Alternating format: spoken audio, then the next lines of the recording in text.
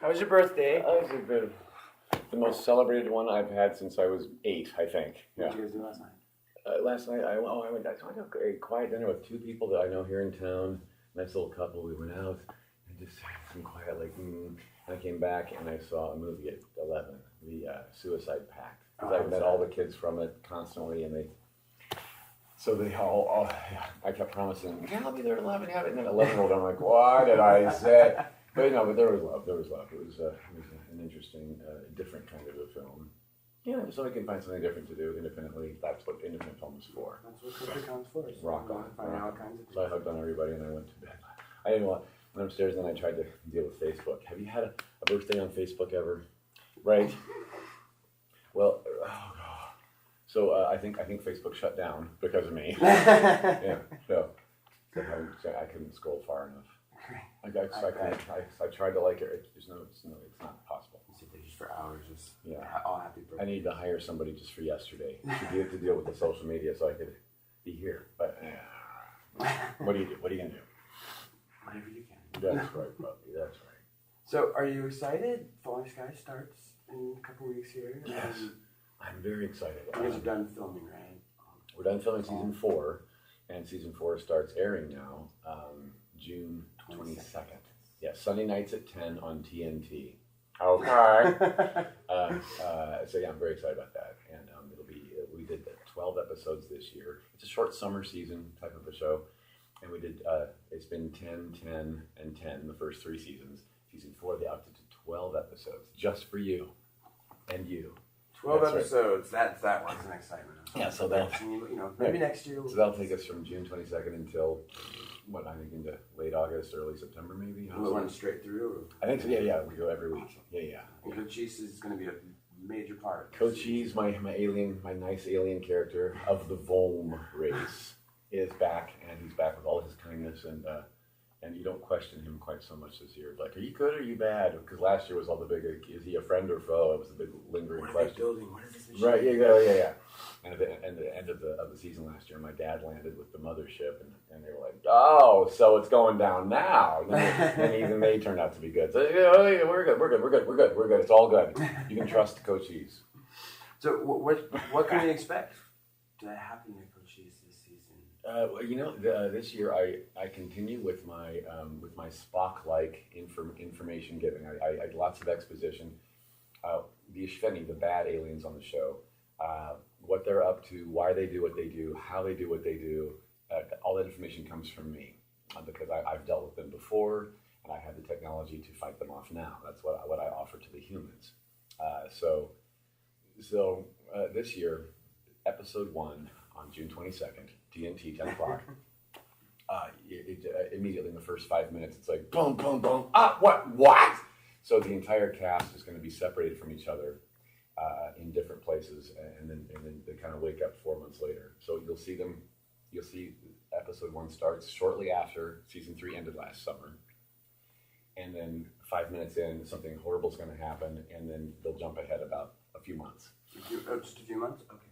Yeah, and in that few months' time, it has been isolation time for everybody. We've all been isolated from each other. All the humans have. And you're wondering the entire time, well, now, how did this bad thing go down? And where are the Volm? I thought the Volm were here to protect us, and they sent us on our merry way to fight off the Ishveni and told us to go spare ourselves and go roam among the woods and frolic, but be safe while we take care of this. And what goes down in the first 5 minutes, they didn't take care of that. Hey. Nice.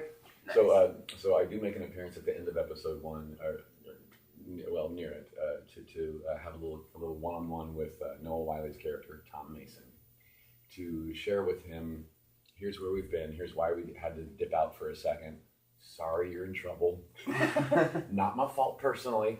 And there's just a few of us Volm left on Earth. The mothership had to go take care of other galactic business, so Earth has been left alone. Yeah. Well, yeah. The tagline for me this season is Earth is not our only battlefield with the Ishveni. They are everywhere in the universe, fighting and doing this to other planets, and we're only so many. Mm-hmm. So we're fighting them off as much as we can. And if there's an imminent threat to our own people, we have to take care of that first. And that's what happened. There was a threat somewhere else in the universe where we keep our women and children. We call them our brood mates and hatchlings. And so we had to. I know. It's so clinical. We had to go and take care of them. So that left Earth defenseless for just a minute, and that's when bad things went down. So that's all episode 1, and from there it is now there's only a skeleton crew left of the Volm. It's me and a few reconnaissance team. Maybe there's a few Volm, and we're kind of hooded. We have a costume change this year. Instead of like the all rubber, lights around the neck, scientific look, it's more of a incognito. We're wearing, canvasy to blend in with the forest kind of a look with it. And so the Ishveni don't know. The Ishveni thought that all Volm left. Well, there's a few of us left here that are still on Earth, and so they don't know we're here, and we're kind of in hiding from them as well. So we're isolated from our Volm people, and all of the Earthlings, humans, are isolated from each other. So it's kind of what happens to a person psychologically, emotionally, and fight back spirit. What happens to all that when you're isolated from your support team? That's kind of the question that you're going to go through as a human in this season until we all get back together. 3/4 of the way through the show, and then we once we've joined forces, and we try to pull our science together to fight off. And it's gonna it leads to some place where you think like, really. The last couple episodes of the show, you're going to be like, they're going there. They're going to go there, are they? Okay. Because that's what we all said reading the script, like, we're going there. Okay, this is different. So you have some surprises in store. And another big thing this year, one of the isolations is the youngest boy in the show, Maxim Knight, plays Matt, the youngest son of Tom Mason. He's isolated also, but he's kind of. That was going to be my next question. Right. Have you seen clips of that? Yes, right. Yeah. He's like in this Nazi youth camp thing. Yeah, where a certain faction of humans has been taken over by the Ishveni and trained to find other human children and train them like the Nazi youth camps used to be, to kind of brainwash them. And yes, the Ishveni are good. They're great. Everything's good. Yes, they want peace. That's what they want. And that's me. Don't worry about that. Everything's fine. That's my unicorn calling. Sounded like it, right? The unicorn fart. Are you a brony? I don't understand all that, but I hear it's colorful. So so little Matt, played by Maxim Knight, is in this little training camp, a brainwashing camp, to learn the ways of the Ishveni, and he's under the rule of this very Aryan-looking youth. And the actor's name is Dakota Dalby. And he does a great job of being like this incredibly handsome young kid who's like just evil as the day is long. So you're going to learn to hate him throughout the first few episodes of the show for sure. And so stay tuned to see if he gets his comeuppance or not. We'll find out. Also, the other very, very strong storyline this season is the daughter of Tom and Mason and Anne, the Dr. Anne, played by Moon Bloodgood. They had a baby last year that was growing and maturing and speaking too soon and walking at age 3 weeks. You're like, wait, hey, something's wrong. Removing things from other people's faces. Right. So, and that's because I think it was said last season, right, that she had a mix of alien DNA in her. Yes. So she's part something else. And you're going to find out what all that is and who's controls. I think the big issue among the humans is who can you trust now? Because in their isolation time, they come back together and they're not sure who's been where, doing what. And especially that daughter. She's matured quite a bit since you saw her last, and you're not going to recognize her. You've seen her in clips already. So the long white-haired girl? That's a pretty good guess. Okay. So when you see that her, you're going to find out that she has her powers are growing, her maturity is growing, and the trust is not necessarily growing. You're not quite sure where she's headed and why, and whose control she's under. That's the big question with her character, and because and if you're a parent, to look at this character and think, what would I do if this was my daughter? It's got to be deep development between Tom. So there's the Tom Mason, the Anne, and the daughter, Lexi.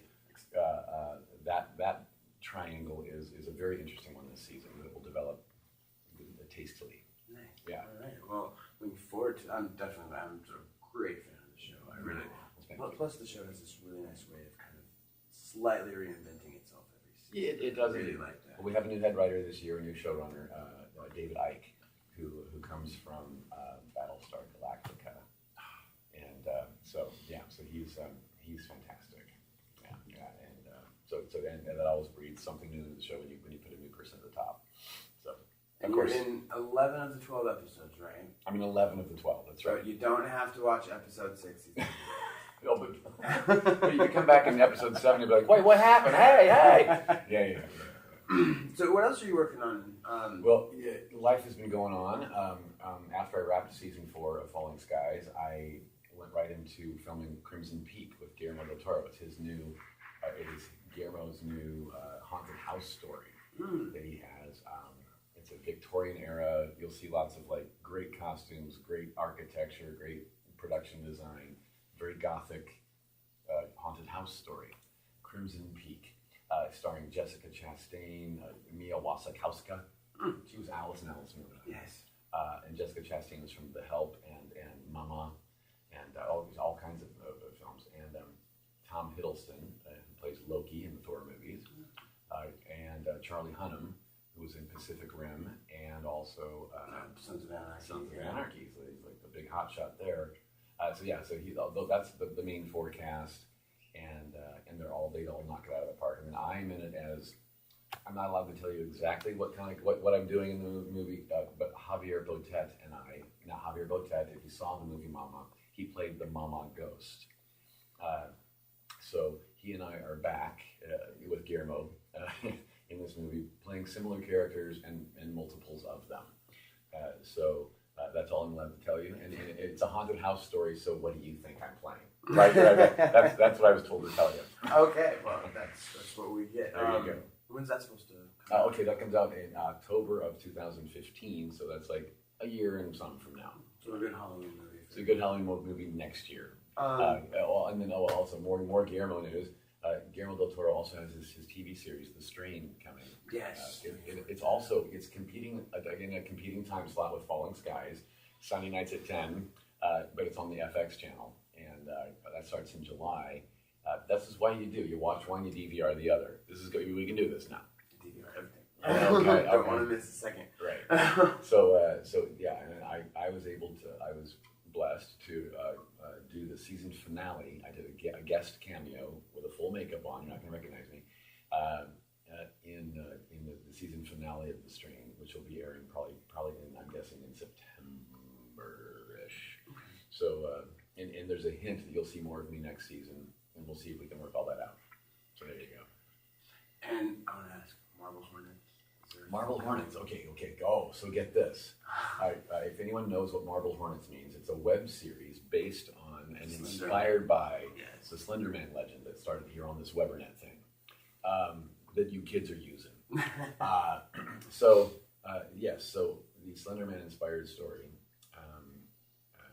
Marble Hornets, has been made into a feature film called The Operator, in which I play the operator. Right. So it's a very haunting image, and it's probably one of the easiest roles I've ever played, because he's very quiet and very still. So that means I had to stand artfully many times throughout the movie. You know what I'm saying? No, but the finale of the film will offer some that's when it all comes out. Okay, like why I'm doing what I'm doing and how I'm doing and pulling it off and all that. So it's it's shot very reality camera style, found footage style, but beautifully done. It was a well written script. I mean, it was as horror dark films go, it's one of the better scripts I've read in a few years. So I'm very, very tickled pink to be a part of that legend now. Also, wait, there's more. June 3rd, video on demand, a post-apocalyptic movie called Dust of War is coming out. I don't know that one. What's that about? I forgot to tell you yesterday. Dust of War stars Tony Todd, the Candyman, and myself, along with a lot of young up and newcomers that are fantastic. fantastic, and they. Tony and I have smaller parts. We're in this one block of the movie that's rather notable, but the story's carried by the young folk, and they're great. And Gary Graham is in it as well. He's from, you know him from Star Trek, Voyager, and Alien Nation, I think. Okay, so I have to look all this up before I do interviews. I think that's right. I'm sorry, Gary, if I've got that wrong. So so they're on this it's another alien sort of invasion of Earth, but you don't really see the aliens in Dust of War.